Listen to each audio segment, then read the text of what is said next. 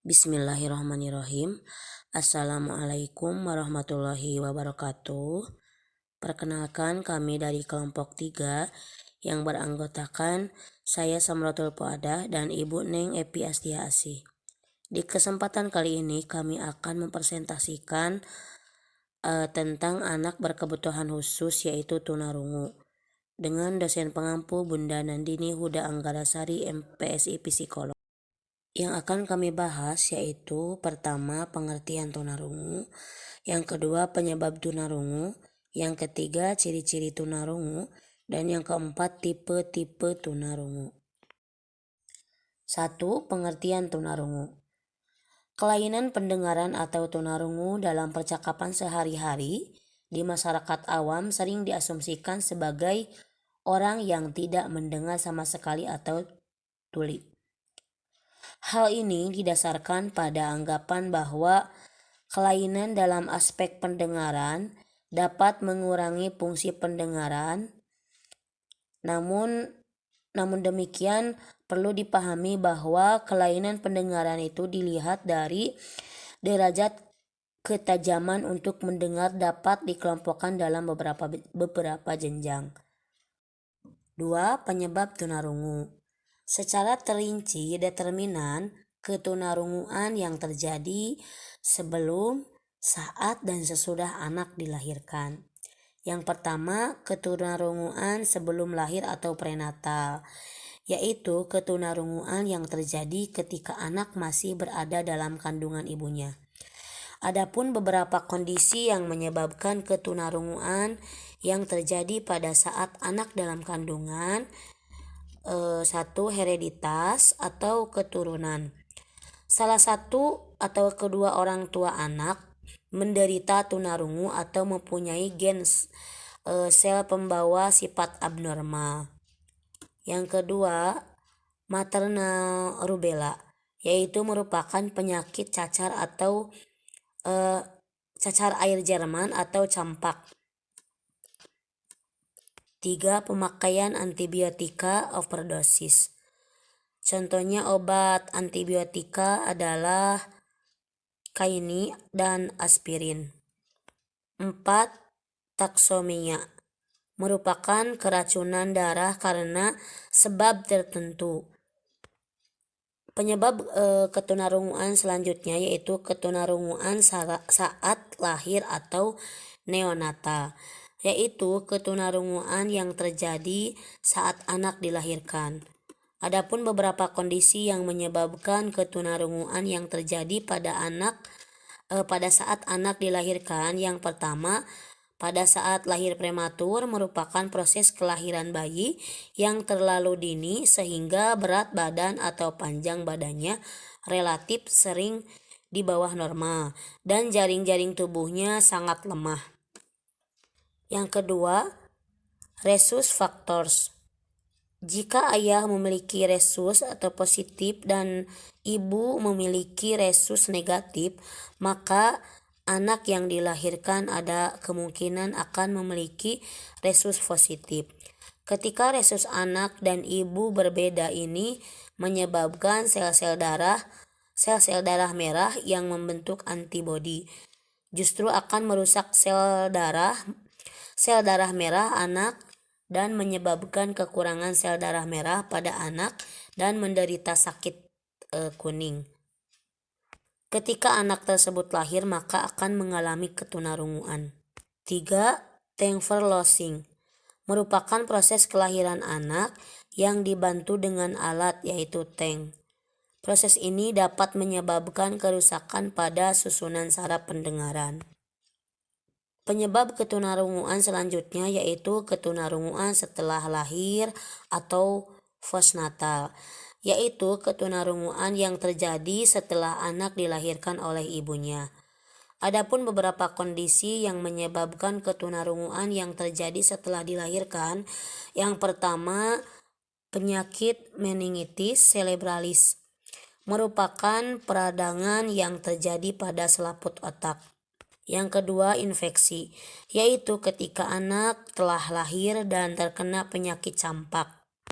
Dan yang ketiga, otitis media kronis, Keadaan ini menunjukkan bahwa cairan otitis media yang berwarna kekuning-kuningan tertimbun di dalam telinga bagian tengah.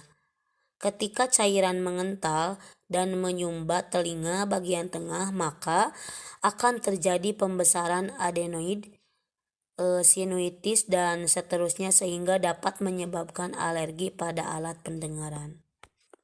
Selanjutnya ciri-ciri tunarungu yang akan dijelaskan oleh Ibu Eneng. Bismillahirrahmanirrahim. Untuk selanjutnya ciri-ciri tunarungu. Yang pertama, perkembangan kognitif. Perkembangan kognitif anak tunarungu sangat dipengaruhi oleh perkembangan bahasa, sehingga hambatan pada bahasa akan menghambat perkembangan inteligensi anak tunarungu. Yang kedua, perkembangan emosi. Kekurangan akan pemahaman bahasa lisan atau tulisan seringkali menyebabkan anak tunarungu menafsirkan sesuatu secara negatif atau salah dan sering menjadi tekanan bagi emosinya. Anak tunarungu bila ditegur oleh orang yang tidak dikenalnya akan tampak resah dan gelisah. Yang ketiga, perkembangan sosial. Pada umumnya, lingkungan melihat mereka sebagai individu yang memiliki kekurangan dan menilainya sebagai seseorang yang kurang berkarya. Dengan penilaian lingkungan yang demikian, anak tunarungu merasa benar-benar kurang berharga dan sangat berpengaruh besar terhadap fungsi sosialnya. Yang keempat, perkembangan perilaku. Perkembangan kepribadian banyak ditentukan oleh hubungan antara anak dan orang tua, terutama ibunya. Pertemuan antara faktor-faktor dalam diri anak tunarungu, yaitu ketidakmampuan menerima rangsangan pendengaran, kemiskinan berbahasa, ketidaktetapan emosi, keterbatasan inteligensi, dihubungkan dengan sikap lingkungan terhadapnya menghambat perkembangan kepribadiannya.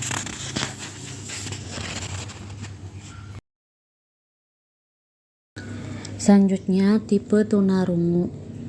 Ketajaman pendengaran seseorang diukur dan dinyatakan dalam satuan bunyi desibel.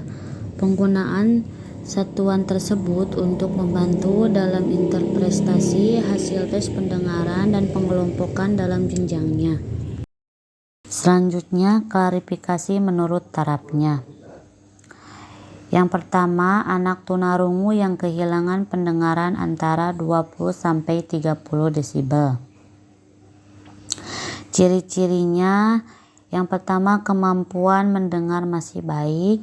Yang kedua, tidak mengalami kesulitan memahami pembicaraan. Yang ketiga, dapat belajar bicara secara efektif melalui kemampuan pendengarannya. Yang selanjutnya, anak tunarungu yang kehilangan pendengaran antara 30-40 desibel. Ciri-cirinya, yang pertama, dapat mengerti percakapan biasa pada jarak sangat dekat. Yang kedua, tidak mengalami kesulitan untuk mengekspresikan isi hati. Yang ketiga, tidak dapat menangkap suatu percakapan yang lemah.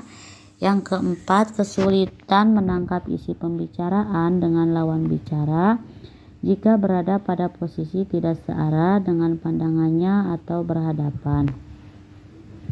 Yang ketiga, anak tunarungu yang kehilangan pendengaran antara 40-60 desibel. Ciri-cirinya, yang pertama, dapat mengerti percakapan keras pada jarak dekat kurang lebih 1 meter. Yang kedua, sering menjadi misunderstanding dengan lawan bicara. Yang ketiga, mengalami kelainan bicara terutama pada huruf konsonan, misal K, G mungkin diucap menjadi T, D. Yang keempat, kesulitan menggunakan bahasa dengan benar dalam percakapan. Yang kelima, perbendaharaan kosakata sangat terbatas. Selanjutnya, anak tunarungu yang kehilangan pendengaran antara 60-75 desibel.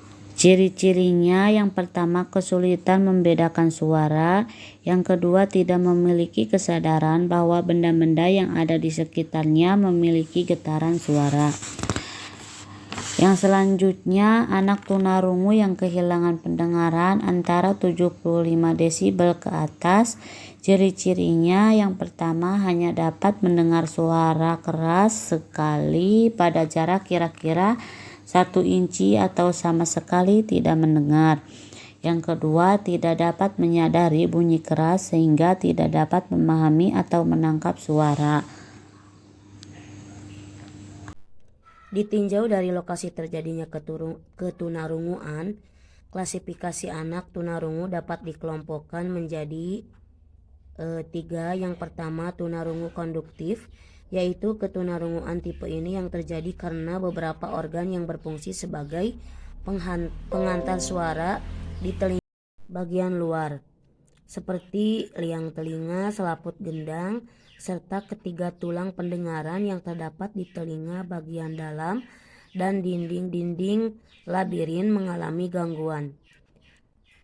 Ada beberapa kondisi yang menghalangi masuknya getaran suara atau bunyi ke organ yang berfungsi sebagai pengantar, yaitu tersumbatnya liang telinga oleh kotoran telinga atau kemasukan benda-benda lainnya pada selaput gendang telinga, dan ketika tulang mendengar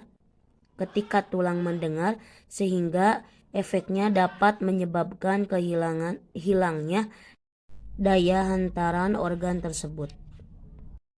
Selanjutnya, tunarungu perseptif. Ketunarunguan tipe ini disebabkan terganggunya organ-organ pendengaran yang terdapat di belahan telinga bagian dalam. Ketunarunguan ini terjadi jika getaran suara yang diterima oleh telinga bagian dalam terdiri dari rumah siput, serabut saraf pendengaran, yang bekerja merubah rangsang mekanis menjadi rangsang elektris, tidak dapat diteruskan ke pusat pendengaran di otak. Yang ketiga, tunarungu campuran. Ketunarunguan tipe ini sebenarnya untuk menjelaskan bahwa pada telinga yang sama, rangkaian organ-organ telinga yang berfungsi sebagai penghantar dan menerima rangsangan suara mengalami gangguan. Sekian presentasi dari kami, mudah-mudahan ada manfaatnya, khususnya bagi kami, umumnya bagi kita semua. Akhirul kalam, wassalamualaikum warahmatullahi wabarakatuh.